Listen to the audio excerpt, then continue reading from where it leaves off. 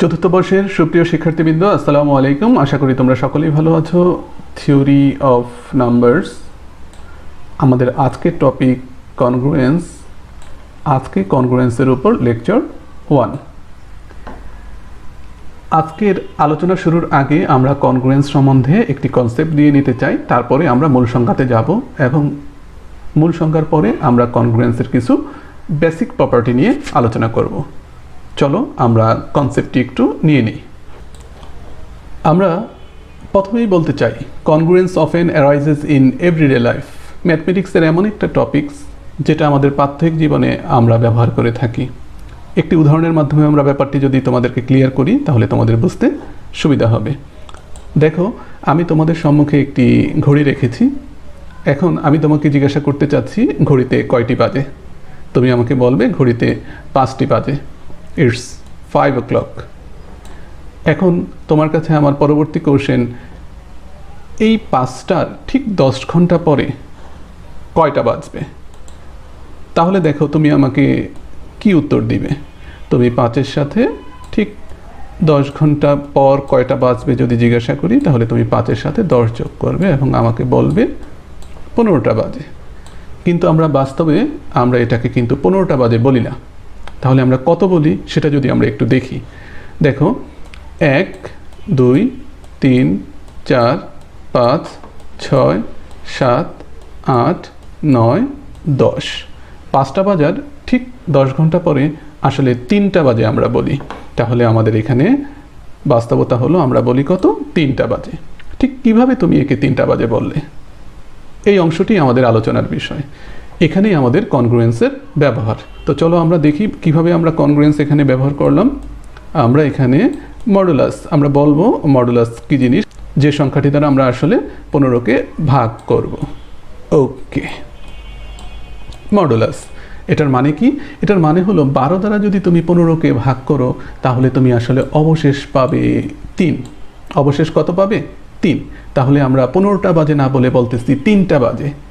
কার মাধ্যমে? কনগ্রুয়েন্সের মাধ্যমে। তো চলো আমরা যদি 12 দ্বারা 15কে যদি একটু ভাগ করি তাহলে আমরা আরও ক্লিয়ারলি বুঝতে পারবো ইস্যুটা কি দাঁড়ালো। তাহলে দেখো, 12 একে এখানে কত হচ্ছে? 12 হচ্ছে। ওকে, আর এখানে কত থাকতেছে? 3 থাকতেছে।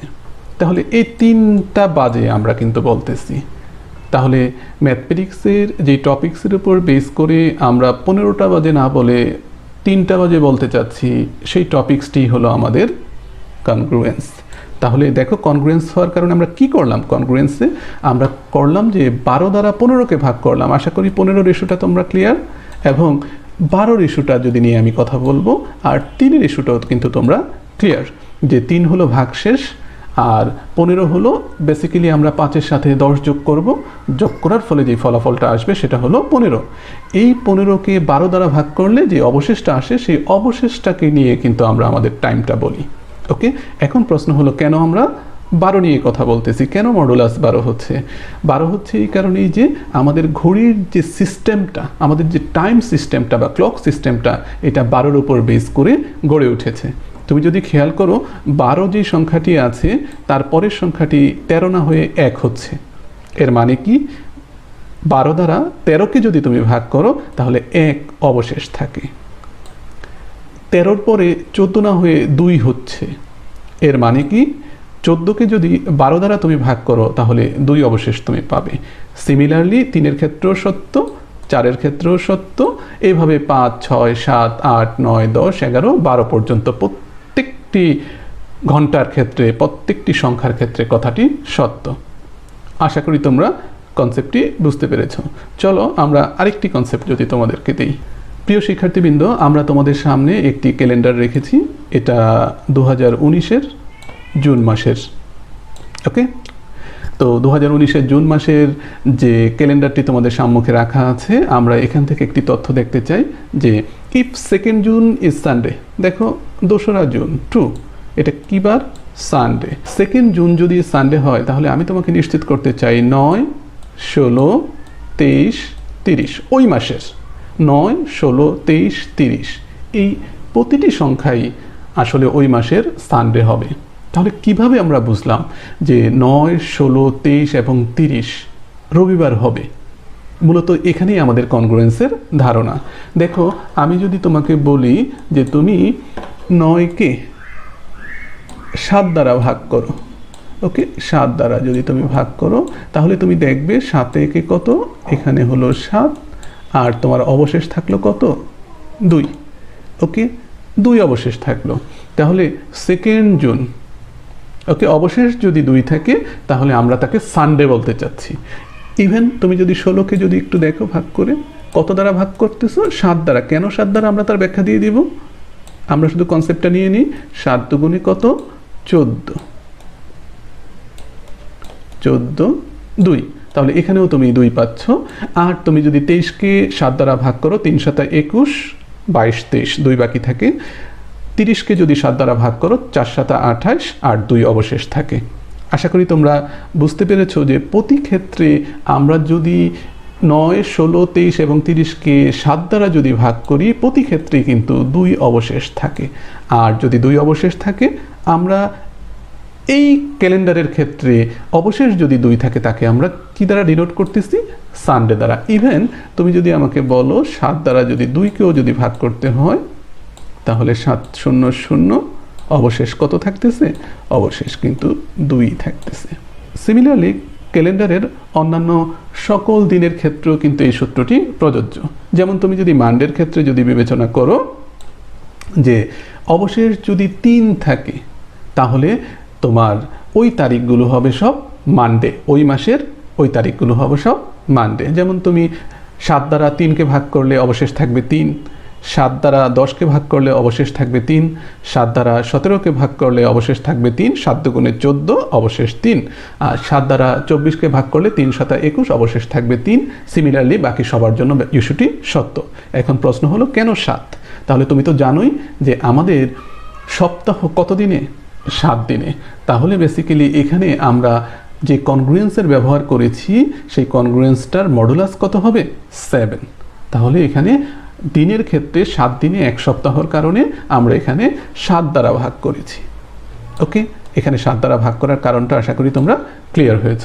প্রিয় শিক্ষার্থীবৃন্দ, কার্ল ফ্রেডরিক গাউস 18শো শতাব্দীতে ম্যাথমেটিক্সের অত্যন্ত ইম্পর্টেন্ট একটি টপিক্স, যে টপিক্সের কনসেপ্ট নিয়ে আমরা আলোচনা করলাম, এই টপিক্সটি মূলত কার্ল ফ্রেডরিক গাউস 18শো শতাব্দীতে আমাদের সামনে ইন্ট্রোডিউস করে। ওকে, এই টপিক্সের উপর বেস করে ম্যাথমেটিক্সে মডিউলার অ্যারিথমেটিক বা কনগ্রুয়েন্স অ্যারিথমেটিক নামে একটি টোটাল শাখা গড়ে উঠেছে। আজকে আমরা শুধুমাত্র কনগ্রুয়েন্সের বেসিক জিনিস নিয়ে আলোচনা করব। ওকে, কিন্তু কার মাধ্যমে? তো আমরা যেহেতু আগের চ্যাপ্টারে থিওরি অফ ডিভাইসিবিলিটি পড়েছিলাম, তাহলে কনগ্রুয়েন্সের সংজ্ঞাটা আমরা মূলত ওই ডিভাইসিবিলিটির মাধ্যমেই দিতে চাই। তাহলে congruence is nothing but a refined statement about divisibility. মূলত কনগ্রুয়েন্সটা কিছুই না, একটা রিফাইন্ড স্টেটমেন্ট। ডিভাইসিবিলিটিটা যা করেছি সেটাকে একটু মডারেট করে আমরা লিখতে চাই। লিখলেই নতুন যে টপিক্সটা তৈরি হবে সেটাই হলো কি, কনগ্রুয়েন্স। তো চলো আমরা সংজ্ঞাটি যদি একটু দেখি। ওকে, তো এখানে খুব simple issue, M be A positive integer. তো এই এমটা ব্যবহার করতে হবে মডুলাসে। ওকে, তো মডুলাস হলো যে সংখ্যাটি দ্বারা আমরা ভাগ করব। ওকে, তো an integer a is said to be congruent to integer b modulo m। তো আমরা যদি একটু পড়ে নেই ইস্যুটা তাহলে আমাদের বুঝতে সুবিধা হবে। a is congruent to b modulo m। ওকে, কখন আমি এই কথাটা লিখতে পারবো, এটাই হলো আমাদের ইস্যু। আমরা যখন দেখব এই m দ্বারা a মাইনাস b নিঃশেষে বিভাজ্য। Very simple concept. m দ্বারা a মাইনাস b যদি নিঃশেষে বিভাজ্য হয়, this is nothing but divisibility. m দ্বারা a মাইনাস b যদি নিঃশেষে বিভাজ্য হয় তাহলে তুমি লিখতে পারবে a congruence b modulus m। আমরা যদি এখানে একটু লিখে ফেলি a congruence b mod m। Okay, if and only if. এখান থেকে দুদিকেই যাওয়া যাবে, এটা থেকে এখানে আসা যাবে, আবার এখান থেকে এখানেও যাওয়া যাবে, ইফ এন্ড অনলি ইফ।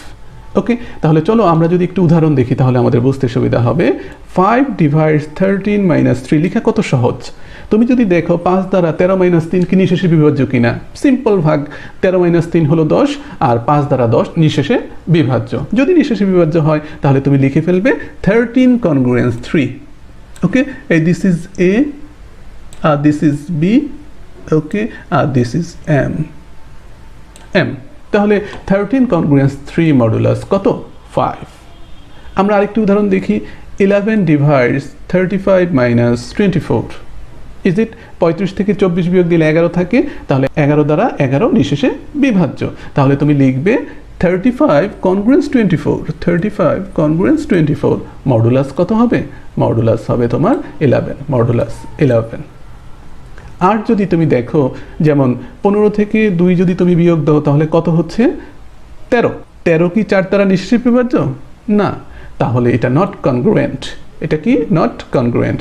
তাহলে দেখো 15 not congruent to when modulus is 4। তাহলে তুমি 4 দ্বারা 15 মাইনাস 2 নিঃশেষে বিভাজ্য না হওয়ার কারণে তুমি বললে 15 is not congruent to 2 when modulus is 4। আশা করি ইস্যুটি তুমি ধরতে পেরেছ। এখানে আমরা আরেকটা ইস্যু নিয়ে একটু কথা বলতে চাই। এখানে যে মজার একটা ব্যাপার আছে, a equal to B plus multiple of M. আচ্ছা, এটা কিন্তু relation, A congruence B modulus M, this is a relation, nothing but a relation. আমরা এই রিলেশনকে ইকুয়েশন আকারেও প্রকাশ করতে পারি। a equal to B plus modulus of M, where M is modulus and B is the residue. Okay, তাহলে তুমি যদি একটু খেয়াল করো যে 13 কনগ্রুয়েন্স 3 মডুলাস 5, তাহলে এখন তুমি এটাকে কিভাবে লিখবে? ইকুয়েশন আকারে। ইকুয়েশন আকারে যদি আমরা লিখতে চাই তাহলে 13 a equal to, okay, B হলো কত? 3 প্লাস মাল্টিপল অফ এম, আমাদের এম কত? 5, তার মাল্টিপল এখন তুমি হিসাব করে লিখে দিবে যে 5 দুগুণে 10, 3 13 হয়, তাহলে মাল্টিপল অফ 5 হবে কত? 2। আশা করি তুমি বুঝতে পেরেছো যে আমরা যদি রিলেশনটাকে ইকুয়েশন আকারে কনভার্ট করতে চাই তাহলে আমাদের সূত্রটা কি? a equal to B plus multiple of M. চলো আমরা দ্বিতীয়টা যদি একটু লিখি, এটা যদি একটু লিখি এখানে, তাহলে বুঝতে পারবো যে 35 ইকুয়াল টু কত? 24। তাহলে 24 প্লাস এখানে কত হচ্ছে? 11-এর মাল্টিপল। তাহলে দেখো 24-এর সাথে 11 যোগ করলে 35 হয়, তাহলে 1 মাল্টিপল। আশা করি তুমি বুঝতে পেরেছো। কিন্তু যেটা নট কনগ্রুয়েন্ট হবে সেটাকে কিন্তু তুমি চাইলেও B plus multiple of M হিসেবে তুমি প্রকাশ করতে পারবে না। যেমন তুমি যদি এটার থেকে খেয়াল করো, 15 ইকুয়াল টু কি এটা লেখা যাবে? 15 ইকুয়াল টু 2 প্লাস 4-এর কত মাল্টিপল? 4-এর কত মাল্টিপল? কোনো মাল্টিপলই কিন্তু তুমি নিতে পারবে না 15 মিলানোর জন্য, সো এটা আসলে লেখা যাবে না। আশা করি ইস্যুটি তুমি বুঝতে পেরেছ। এখন আমরা কনগ্রুয়েন্সের আরেকটি ডেফিনেশন দিব, ডেফিনেশন 2 হিসেবে। এটা আমরা লেমা হিসেবে নিব। চলো আমরা সেই ডেফিনেশনটি যদি একটু দেখি। প্রিয় শিক্ষার্থীরা, আমরা একটি লেমার মাধ্যমে এই কনগ্রুয়েন্সের 2 নম্বর ডেফিনেশনটি আমরা দিতে চাই। তোমরা যদি একটু ডেফিনেশনটি একটু খেয়াল করো, if m be a positive integer বা let m be a positive integer, তো 2 integers a and b leave remainders when divided by m, অর্থাৎ m দ্বারা যদি a কে তুমি ভাগ করো এবং m দ্বারা যদি b কে তুমি ভাগ করো তাহলে তারা উভয়ই একটা রিমাইন্ডার দিবে। m দ্বারা a কে ভাগ করলে একটা রিমাইন্ডার পাবো, m দ্বারা b কে ভাগ করলে আরেকটি রিমাইন্ডার পাবো। If the remainders are same, এক্ষেত্রে দুটো রিমাইন্ডার যদি সমান হয় তাহলে আমরা বলবো A is congruent modulo M. We write A congruence B modulus M. চলো একটি উদাহরণ দিয়ে আমরা ব্যাপারটা বোঝার চেষ্টা করি। আমি এক্সাম্পলটি, সেম এক্সাম্পল আমরা এখানে রেখেছি, 13 কনগ্রুয়েন্স 3 মডুলাস 5। এখন তুমি যদি 5 দ্বারা 13কে যদি ভাগ দাও, তাহলে 5 দ্বারা 13কে ভাগ দিলে তুমি দেখো 5 দুগুণে 10, তাহলে 3 অবশেষ থাকবে। খুব সিম্পল ভাগ, এই জন্য এটা আমি দেখাচ্ছি না। আর 5 দ্বারা যদি 3কে ভাগ দাও তাহলে অবশেষ থাকবে কত? 3। আমি যদি 5 দ্বারা কিভাবে তুমি 3কে ভাগ দিবে এটা একটু দেখিয়ে দিই, কারণ এটা একটু ব্যতিক্রম মনে হতে পারে। তাই 5 এ 0 0, হ্যাঁ, কখনোই কিন্তু 3-এর বেশি হতে পারবে না। তা 5 এ 5 তুমি কিন্তু নিতে পারবে না। তাহলে অবশেষ থাকবে কত? 3। তাহলে দেখো এক্ষেত্রেও 3 অবশেষ, এই 3। আর 5 দ্বারা 13কে ভাগ দিলে যে 5 দুগুণে 10, 3 অবশেষ থাকবে, এটা তো আর বলার কিছু নাই। তাহলে 3। উভয় ক্ষেত্রে অবশেষ যদি সমান হয় তাহলে তুমি লিখতে পারো এ কনগ্রুয়েন্স বি মডুলাস এম, মানে 13 congruence 3 modulus 5, second definition. Similarly তুমি যদি দ্বিতীয়টির দিকে একটু খেয়াল করো, 11 দ্বারা 35কে যদি তুমি ভাগ করো কত অবশেষ পাবে? 3 11 33, তাহলে তুমি 2 অবশেষ পাচ্ছ। ওকে, ইকুয়াল টু দেখো 11 দ্বারা 24কে যদি তুমি ভাগ করো 11 দুগুণে 22, তাহলে 2 অবশেষ তুমি পাচ্ছ। তাহলে রিমাইন্ডার পাচ্ছ কত? 2। উভয় ক্ষেত্রেই সেম। যদি সেম হয় তাহলে তুমি লিখবে 35 কনগ্রুয়েন্স 24 মডুলাস কত? 11। এখানে যদি আমরা একটু কথা বলতে চাই যে 4 দ্বারা যদি তুমি 15কে ভাগ করো কত হয়? 3 4 12, 3 অবশেষ থাকে। আর এই 4 দ্বারা যদি 2কে তুমি ভাগ করো অবশেষ কিন্তু 2 থাকে। তাহলে এ কে ভাগ করলে 3 পাচ্ছ, বি কে ভাগ করলে 2 পাচ্ছ। দুটো কিন্তু সমান না। আর যদি সমান না হয় তাহলে কিন্তু তুমি বলতে পারো না যে 15 কনগ্রুয়েন্স 2। তাহলে এখানে বলতেছো 15 not congruent 2 when modulus is 4। আশা করি ইস্যুটি তুমি বুঝতে পেরেছো। তাহলে এখানে আমরা যদি সংজ্ঞা আকারে একটু বলে দিই, if the remainders are different, তাহলে দুইটা ইস্যু। একটা হবে ডিফারেন্ট, রিমাইন্ডার যদি ডিফারেন্ট হয়, যেমন আমি যদি সবগুলো মুছে ফেলি, এক্ষেত্রে রিমাইন্ডার ডিফারেন্ট হয়েছে, তাহলে we say that A and B are incongruent. শব্দটা একটু খেয়াল রাখবো, একটা হলো কনগ্রুয়েন্ট আর একটা হলো incongruent modulo M. We write A incongruent B modulo M. আশা করি তোমরা বুঝতে পেরেছ। তো চলো আমরা পরবর্তী অংশে যাই। প্রিয় শিক্ষার্থীবৃন্দ, আমরা এখানে কনগ্রুয়েন্সের কিছু বেসিক প্রপার্টি নিয়ে কথা বলতে চাই। Let M be a fixed integer and A B C D are arbitrary integers. Then দেখো, প্রথম যে প্রপার্টিটা নিয়ে আমরা কথা বলতে চাই তা হলো নিজের সাথে নিজে সবসময় কনগ্রুয়েন্ট। মডুলাস যাই হোক না কেন, A congruence A modulus M, this is called reflexive. Okay, তুমি যে কোনো একটি উদাহরণ চুজ করতে পারো, এর যে কোনো মান। আমি এখানে লিখেছি এক্সাম্পল হিসেবে 5 কনগ্রুয়েন্স 5 মডুলাস 3। তাহলে দেখো, আমি যদি একটু তোমাকে বুঝিয়ে দিই, আমরা তো বলছি আমাদের প্রথম সংজ্ঞাটা যদি আমরা হাতে রাখি তাহলে কাজটা অনেক বেশি সুবিধা হবে। তাহলে 5 - 5 নিঃশেষে বিভাজ্য কিনা। ওকে, তাহলে 3 দ্বারা 0 নিঃশেষে বিভাজ্য। এটা কিন্তু 5 কনগ্রুয়েন্স 5 মানে রিফ্লেক্সিভ এমন একটা প্রপার্টি, এটা তুমি যে কারোর জন্য ব্যবহার করতে পারো, যে কোনোভাবে ব্যবহার করতে পারো। তুমি যদি লিখো যে 4 কনগ্রুয়েন্স 4 মডুলাস কী হবে তাও তোমাকে চিন্তা করতে হচ্ছে না, তাই না? মডুলাস তুমি লিখলে 7, কোনো সমস্যা নেই। ওকে, 7। ওকে, তাহলে রিফ্লেক্সিভ প্রপার্টির জন্য আমরা লিখতে পারি 7 দ্বারা 4 - 4 নিঃশেষে বিভাজ্য। তাহলে 4 কনগ্রুয়েন্স 4 মডুলাস 7 তুমি লিখতে পারো। আশা করি তুমি বুঝতে পেরেছো। চলো আমরা 2 নম্বর প্রপার্টিটা যদি একটু দেখি। If A congruence B modulus M then B congruence A modulus M, this is called symmetric. Okay, যদি এ কনগ্রুয়েন্স বি হয় তাহলে বি কনগ্রুয়েন্স এ হবে, যদি মডুলাস একই থাকে। তাহলে আমরা একটা উদাহরণ দেখেই ফেলি যে 5 কনগ্রুয়েন্স 2 মডুলাস 3। ওকে, যে 3 দ্বারা 5 - 2 নিঃশেষে বিভাজ্য। দেন 2 কনগ্রুয়েন্স 5 মডুলাস 3। ওকে, তাহলে তুমি দেখো 3 দ্বারা 2 - 5 নিঃশেষে বিভাজ্য। যদি আমরা একটু লিখে দিই 2 - 5, উত্তর কত হবে? -3। তাহলে 3 দ্বারা কি -3 নিঃশেষে বিভাজ্য না? উত্তর হলো ইয়েস। তাহলে এ কনগ্রুয়েন্স বি মডুলাস যদি এম হয় তাহলে তুমি লিখতে পারবে B congruence A modulus M. তাহলে আমরা যদি 3 নম্বর প্রপার্টির দিকে যদি একটু খেয়াল করি, if A congruence B modulus M and B congruence C modulus M, তাহলে দেখো এখানে কার সাথে কার সম্পর্ক? বির সাথে এই যে B. A congruence B, B congruence C, modulus কিন্তু same, modulus M same. Then তাহলে তুমি কিন্তু এখন এর সাথে সি নিয়ে নিবা, এর সাথে সি নিয়ে নিবা। ওকে, এ আর C, A congruence C modulus M, this is called transitive. আমরা একটু উদাহরণ দিই। দেখো 35 কনগ্রুয়েন্স 24 মডুলাস 11, 35 কনগ্রুয়েন্স 24 মডুলাস 11। কারণ 11 দ্বারা 35 - 24 মানে 11 নিঃশেষে বিভাজ্য।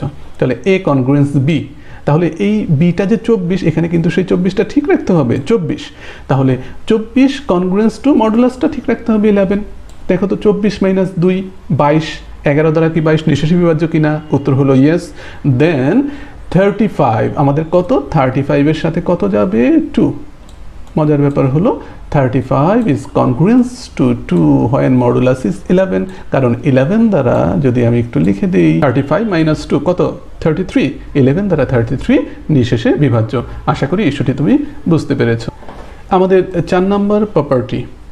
4 নম্বর প্রপার্টিতে আমরা বলতে চাচ্ছি A congruence B modulo M এবং C congruence D modulo M. তাহলে এ বি সি ডি একেবারেই ডিফারেন্ট, এ বি আলাদা, সিডি আলাদা, মডুলাসটা উভয় ক্ষেত্রে একই, M M. Then A plus minus C congruence B plus minus D modulus M and AC congruence BD modulus M. তাহলে আমরা বোঝাতে চাচ্ছি যে তুমি যদি এ কনগ্রুয়েন্স বি আর সি কনগ্রুয়েন্স ডি দুটো আলাদা আলাদা যদি কনগ্রুয়েন্স পাও, তাদেরকে যদি তুমি যোগ করে দাও বা বিয়োগ করে দাও, যোগ বিয়োগ করলেও কনগ্রুয়েন্স হবে মডুলাস এম এর জন্য, আবার গুণ করলেও কনগ্রুয়েন্স হবে মডুলাস এম এর জন্য। চলো আমরা ছোট্ট একটি উদাহরণ যদি দেখে নিই। আমরা এখানে একটি উদাহরণ সেট করেছি 12 কনগ্রুয়েন্স 2 মডুলাস কত 5, 5 দ্বারা 12 মাইনাস 2 নিঃশেষে বিভাজ্য, তাহলে ঠিক আছে। এবং সিডি এখানে কিন্তু ডিফারেন্ট নিতে হবে, এখানে এ বি নিচ্ছি 12 2 আর এখানে সিডি একেবারেই ডিফারেন্ট আমি নিচ্ছি, তাহলে 8 কনগ্রুয়েন্স 3, কিন্তু মডুলাসটা কিন্তু একই হতে হবে 5, মডুলাসটা কত 5।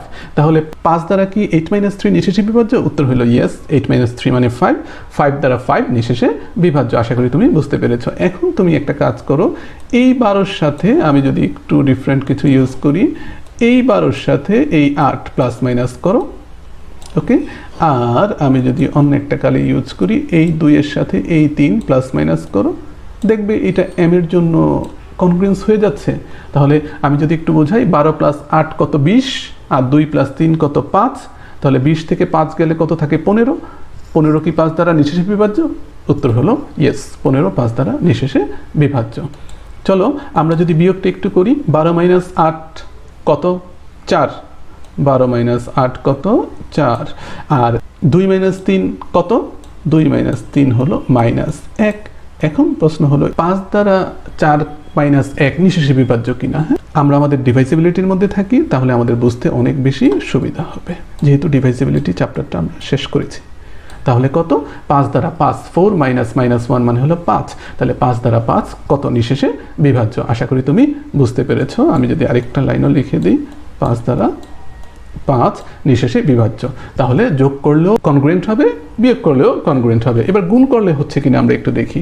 তাহলে এই 12-র সাথে কত গুণ করব, 8, তাহলে 12 ইন্টু 8, 8 12 কত 96, আর এই 2-এর সাথে কত গুণ করব 3, তাহলে কত হলো আমাদের 3 দুগুণে 6, তাহলে 96 থেকে 6 গেলে কত থাকে 90, 90 কি 5 দ্বারা নিঃশেষে বিভাজ্য? উত্তর হলো ইয়েস, তাহলে 5 18 90, তাহলে অবশ্যই এটা কনগ্রুয়েন্স হচ্ছে। তাহলে 4 নাম্বারটা আমরা বুঝে ফেললাম। এবার আসো 5 নাম্বারে যাই। A congruence B modulus M, then AC congruence BC modulus M. সহজ কথা, A congruence B modulus M যদি হয়, তুমি তাকে যে কোনো সংখ্যা দ্বারা গুণ করে ফেলতে পারো, ওকে। এ এবং বি কে, নট মডুলাসকে, এ এবং বি কে যে কোনো সংখ্যা দ্বারা গুণ করে ফেলতে পারো, এটা অটোমেটিক এম এর ক্ষেত্রে সত্য হবে। যেমন 5 congruence to modulus 3, is it right? 3 দ্বারা কি 5 মাইনাস 2 নিঃশেষে বিভাজ্য? উত্তর হলো ইয়েস, 3 দ্বারা 5 মাইনাস 2 সমান 3, 3 দ্বারা 3 নিঃশেষে বিভাজ্য। তাহলে এটাকে আমরা 2 দ্বারা গুণ করলাম, ওকে, 2 দ্বারা গুণ করলাম, কত হলো 5 দুগুণে 10 আর 2 দুগুণে 4, তাহলে 10 মাইনাস 4 কত 6। তুমি দেখো এটা 3 দ্বারা 10 মাইনাস 4 মানে 6 নিঃশেষে বিভাজ্য। তুমি চাইলে এটাকে 3 দ্বারাও গুণ করতে পারো, ওকে। তাহলে এখানে 2 এর সাথেও কত গুণ হবে, 2 এর সাথেও 3 গুণ হবে, এখানে 5 এর সাথে 3 গুণ দিলাম, ওকে। তো 15 মাইনাস 6, তাহলে 15 মাইনাস 6 হলো 9, 9 কি 3 দ্বারা নিঃশেষে বিভাজ্য না? উত্তর হলো ইয়েস। তাহলে আমরা দেখতে পাচ্ছি যদি এ কনগ্রুয়েন্স বি হয়, তাহলে এসি কনগ্রুয়েন্স বিসি, উভয় ক্ষেত্রে মডুলাস এম থাকবে। আশা করি তোমরা বুঝতে পেরেছো। এবার আমরা 6 নম্বর প্রপার্টির দিকে যদি একটু লক্ষ্য করি, 6 নম্বর প্রপার্টি আমাদেরকে বলতে চাচ্ছে A congruence B mod m and A congruence C mod m। তাহলে এখানে দেখো আমরা আরেকটা কিন্তু পড়েছিলাম A congruence B, B congruence C, এখানে কিন্তু এর সাথে উভয়টা related, A congruence B mod m, A congruence C mod m। Then তখন তুমি বলতে পারো B congruence C, B congruence C mod m। তাহলে আমরা একটু দেখে নিই B congruence C mod m টা হয় কিনা। তাহলে আমাদেরকে এখানে কোন অংশটা ঠিক রাখতে হবে? এ, দেখো 35 কনগ্রুয়েন্স 24 হয় মডুলাস ইজ 11, এটা আমরা বারবার বলে আসতেছি এই উদাহরণটা। আচ্ছা, এখানে আমাদেরকে ঠিক রাখতে হবে 35, তাহলে 35টা ঠিক রাখো, মডুলাসটাও ঠিক রাখতে হবে 11, হ্যাঁ, মডুলাসটাও তুমি ঠিক রাখো।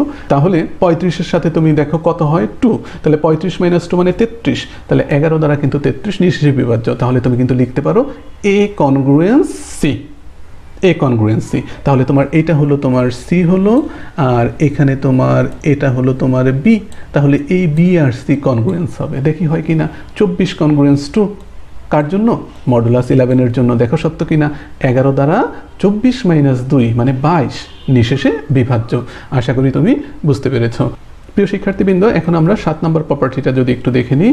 আমি বলতে চাচ্ছি আমাদের 7 নম্বর প্রপার্টিটা সবচেয়ে বেশি ব্যবহার হয়। হ্যাঁ, এটাকে একটু ডাবল অ্যাস্টেরিস্ক দিয়ে তুমি পড়ে নিবে। Okay, if A congruence B mod M, A congruence B mod N, তাহলে দেখো এই ক্ষেত্রে কিন্তু এ আর বি একই। A congruence B, A congruence B, এখানে মডুলাস ডিফারেন্ট হচ্ছে, একটা এম আর একটা এন। এবং এই দুইটো মডুলাসের জিসিডি যদি 1 হয়, অর্থাৎ তারা যদি কো প্রাইম হয়, তাহলে তুমি মজার ব্যাপার A congruence B modulus M N, তুমি যদি মডুলাস দুটোকে গুণ করে দাও তারপরেও সে কনগ্রুয়েন্সের নিয়ম মেনে চলবে। তাহলে আমরা একটা উদাহরণ দিয়ে তোমাকে বুঝিয়ে দিই যে 13 কনগ্রুয়েন্স 1 mod 3, তাহলে 3 দ্বারা কি 13 মাইনাস 1 নিঃশেষে বিভাজ্য? ইয়েস, 13 মাইনাস 1 হলো 12, তাহলে 3 দ্বারা 12 নিঃশেষে বিভাজ্য। 4 দ্বারা কি 13 মাইনাস 1 নিঃশেষে বিভাজ্য? ইয়েস, 4 দ্বারা 13 মাইনাস 1 মানে 12 নিঃশেষে বিভাজ্য। তাহলে দেখো উভয় ক্ষেত্রে আমি যদি একটু ডিফারেন্ট কালে ইউজ করি, উভয় ক্ষেত্রে 13 কনগ্রুয়েন্স 1, 13 কনগ্রুয়েন্স 1, ওকে, 13 কনগ্রুয়েন্স 1, কিন্তু মডুলাস একটার হলো 4 আর আরেকটার হলো কত? 3। এখন তুমি দেখো 4 আর 3 এর জিসিডি কত? 4 আর 3 এর জিসিডি কত? 1 কিনা? ইয়েস, 4 আর 3 এর জিসিডি 1। যদি 1 হয় তাহলে আমরা বলতে চাচ্ছি যে এ কনগ্রুয়েন্স বিটা ঠিক থাকবে, 13 কনগ্রুয়েন্স 1 ঠিক থাকবে, এবং মডুলাসটা কত হবে? 3 আর 4 এর গুণফল 12। তুমি দেখো 12 দ্বারা 13 মাইনাস 1 কি নিঃশেষে বিভাজ্য? উত্তর হলো ইয়েস, 12 দ্বারা 12 নিঃশেষে বিভাজ্য। খুবই ইম্পর্টেন্ট একটা প্রপার্টি, অঙ্কের ভিতরে সবচেয়ে বেশি ব্যবহার করা হয়, প্রপার্টি 7। আশা করি তুমি সুন্দর মতো ইস্যুটা পড়ে নিবে। আমাদের সর্বশেষ প্রপার্টি 8, এই প্রপার্টিটার মাধ্যমে আমরা কনগ্রুয়েন্সের একটা লিমিটেশনও তোমাদেরকে দেখাতে চাই। তো চলো আমরা যদি প্রপার্টিটা একটু দেখি। If A congruence B mod M, A congruence B mod M, এটা যদি হয় তাহলে তুমি তার উপর পাওয়ার দিয়ে দিতে পারো, A to the power K congruence B to the power K. খেয়াল রাখতে হবে greater than or equal to 1, যে কোনো পূর্ণ সংখ্যা তুমি দিতে পারো, এটাও মডুলাস এম হবে। আমরা একটা উদাহরণ দিব তোমাকে। But the Converse is not always true, সবসময় এটা সত্য না, কখনো কখনো তুমি সত্য পাবে, কিন্তু আমাদের থিওরি তো অলওয়েজ সত্য হতে হবে। তাহলে এইটা আমি একটা উদাহরণের মাধ্যমে দেখিয়ে দিতে চাই যে তুমি যদি এই অংশকে সত্য হিসেবে পাও, এটা সবসময় তোমাকে এই অংশ প্রদান করবে না, এই কথাটা আমরা তোমাকে বলতে চাচ্ছি। এবং অবশ্যই এটাকে greater than or equal to 2 এর জন্য, হ্যাঁ, K greater than or equal to 2 এর জন্য এটার কনভার্সটা সবসময় সত্য হবে না। আমি এটাকে যদি 1 নাম্বার বলি আর এটাকে যদি 2 নাম্বার বলি, তাহলে 1 থেকে 2 তুমি অবশ্যই পাবে যদি K greater than or equal to 1 হয়, কিন্তু 2 থেকে 1 তুমি সবসময় পাবে না। কখন? K greater than or equal to 2 এর জন্য। ওকে, চলো আমরা একটি উদাহরণ যদি দেখি। যেমন 4 স্কোয়ার কত? আমাদের 4 স্কোয়ার 4 4 16, দেখো 16 কনগ্রুয়েন্স 8 কত? 64, ওকে 64। এখন দেখো তো 3 দ্বারা 16 মাইনাস 64 কি নিঃশেষে বিভাজ্য কিনা? ওকে, আমরা একটু করি, 16 মাইনাস 64, ওকে কত হয়? মাইনাস 48, তাহলে মাইনাস, ওকে 48, 3 দ্বারা মাইনাস 48 নিঃশেষে বিভাজ্য। তাহলে এটা ঠিক আছে, এটা ঠিক আছে। এর মানে হলো আমি যদি বলি যে 2 নাম্বারটা ঠিক আছে, হ্যাঁ 2 নাম্বারটা ঠিক আছে, ফাইন। বাট এখন যদি তুমি স্কোয়ারগুলোকে যদি কেটে দাও, এই স্কোয়ার আর এই স্কোয়ার যদি কেটে দাও, তাহলে 4 নট কনগ্রুয়েন্স 8 হয় মডুলাস ইজ 3। তাহলে 3 দ্বারা কি 4 মাইনাস 8 নিঃশেষে বিভাজ্য? দেখো আমরা যদি একটু লিখে দেখিয়ে দিই, 3 দ্বারা কি 4 মাইনাস 8, তাহলে কত হলো? 3 দ্বারা মাইনাস 4, 3 দ্বারা কি মাইনাস 4 নিঃশেষে বিভাজ্য? উত্তর হলো না। তাহলে দেখা যাচ্ছে 2 থেকে 1-এ তুমি সবসময় যেতে পারতেছো না। এখানের এই অংশটাও যদি আবার একটু বলে দিই যে এটা কি সবসময় সত্য হয়, তাহলে চলো আমরা একটু দেখে নিই। আমরা যদি দেখি যে 5 কনগ্রুয়েন্স 2 মডুলাস, ওকে 3 দিই, ওকে 3 দিই, ওকে 3, তাহলে 3 দ্বারা কি 5 মাইনাস 2 নিঃশেষে বিভাজ্য? উত্তর হলো ইয়েস। এখন আমি এটাকে কি করি? 5 স্কোয়ার করে দিই, 5 স্কোয়ার কনগ্রুয়েন্স 2 স্কোয়ার, ইচ্ছা মতো স্কোয়ার দিচ্ছি, তবে খেয়াল করতে হবে যে K greater than or equal to 1 তুমি দিতে হবে। ওকে, হ্যাঁ মডুলাস 3 কিনা। তো চলো আমরা একটু চেক করে নিই মডুলাস 3 কিনা। দেখি মডুলাস 3 কিনা। 25 মাইনাস 4 21, 25 মাইনাস 4 21, 3 দ্বারা কি 21 নিঃশেষে বিভাজ্য? উত্তর হলো ইয়েস। তাহলে আমরা 5 কিউব করি একটু বোঝার জন্য।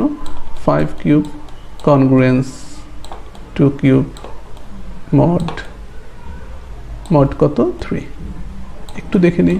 5 কিউব মানে কত? 125, 125 মাইনাস কত? 8।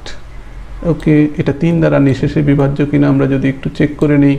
125 মাইনাস 8 কত হয়? 117। দেখো 3 দ্বারা 117 নিঃশেষে বিভাজ্য। আমি যদি একটু করি, 3 3 9, 3 9 27 নিঃশেষে বিভাজ্য।